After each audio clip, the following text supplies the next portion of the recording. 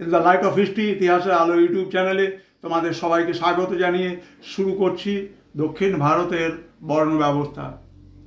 আমরা জানি আমাদের ভারতবর্ষের যে বর্ণ ব্যবস্থা, সেখানে ব্রাহ্মণ, ক্ষত্রিয়, বৈশ্য, শূদ্র রয়েছে।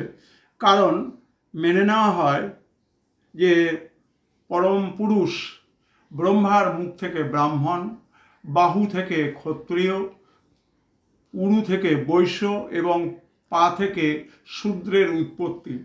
আমরা দক্ষিণ ভারতের ইতিহাসে এই চতুর্বিন্যাস বর্ণ ব্যবস্থার সেটাকে লক্ষ্য করি, কিন্তু তার নামটি কিন্তু একটু আলাদা। আমাদের পরম পুরুষ ব্রহ্মার যে বিধান, সেখানে কি বলা হয়েছে?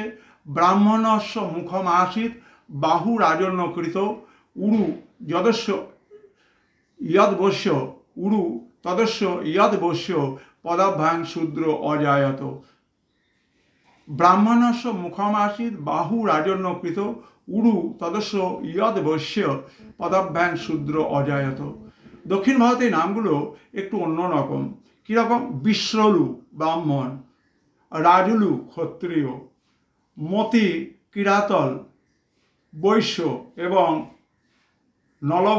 নলভ জ্যোতি ভারু, নলভী জ্যোতি ভারু, এরা হচ্ছে শূদ্র। সুতরাং বিশ্রলু, রাজলু, মতিকিরাকল এবং নল ভজতি ভারু, এই চতুর্বর্ণ ব্যবস্থা দক্ষিণ ভারতেও বিরাজিত ছিল এবং যেভাবে সামাজিক মর্যাদা ব্রাহ্মণ, ক্ষত্রিয়, বৈশ্য, শূদ্রের ছিল, এখানেও ঠিক সেরকমই ছিল।